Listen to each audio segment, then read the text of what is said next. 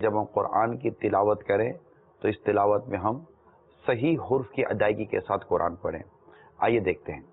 قالوا قالوا قالوا انہوں نے کہا، اور نیچے لکھا ہے کالو انہوں نے ناپا.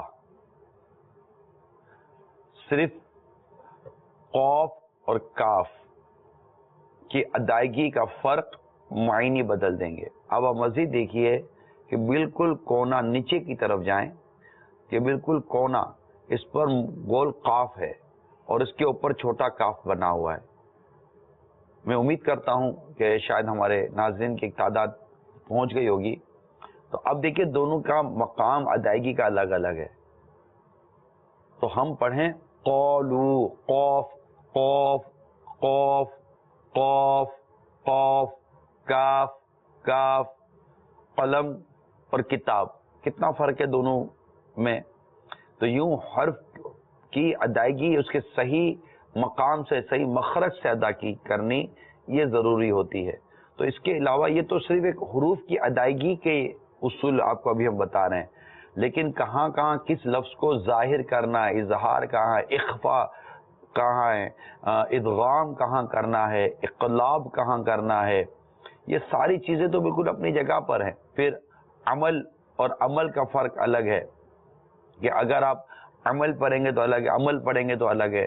عین اگر صحیح ادا نہیں ہوگا تو فرق پڑے گا. عین کی جگہ اگر آپ الف ادا کر دیں گے تو، جیسے میں مثال دیتا ہوں، دکھائیں ذرا عمل اور عمل. اب یہ دیکھیے عمل عین سے ہے، عین نکالے حلق کے بیچ سے نکالیں گے، ٹھیک ہے نا، حلق کے وسط حلق جس کو کہتے ہیں. عین عین عین، عمل عمل عمل. اور یہ عمل ہے، عمل امید ہے. نیچے جو لکھا ہے وہ عمل لکھا ہوا ہے، عمل امید ہے.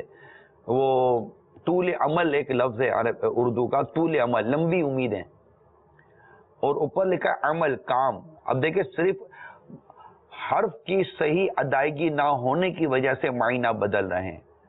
ایک طرف عمل ہے جس کا معنی بنتا ہے کام، اور ایک عمل جس کا معنی بنتے ہیں امید. اگر ہم درست ادا نہیں کریں گے حرف کو، اس کے مقام سے صحیح ادا نہیں کریں گے تو معنی بدل جائیں گے. اور اگر تلاوت کے دوران معنی میننگ اگر فاسد ہو گئے تو نماز بھی فاسد ہو جائے گی.